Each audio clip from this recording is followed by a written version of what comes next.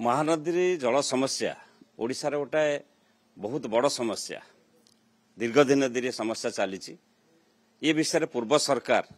तांकर पक्ष रखिते दाबी रखिते भुवनेश्वर ठार दिल्ली पर्यंत एक कथा को स्वर उत्तोलन कर ट्रिब्यूनाल जाइछंती जहाँ मानसिकता दाबी उपस्थापन कर आज समय परिवर्तन होती सरकार परिवर्तन होती केन्द्र जो सरकार राज्य में से सरकार छत्तीसगढ़ से दल सरकार तेणु से ओडिशावासी आशा करुछंती जे महानदी जल विवाद सुटा सबुदिन ओडिशा स्वार्थ समाधान हम एवं ये कथा थिला बेले 13 मास भितर सरकार कौन ठोस पदक्षेप एपर्यंत ग्रहण कले ना ट्रिब्यूनाल जो कथा जाइछंती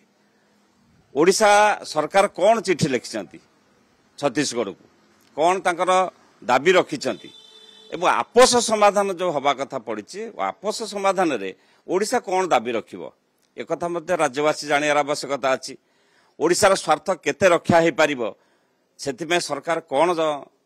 जत्नशील अच्छी से जानवर अधिकार राज्य सरकार अच्छी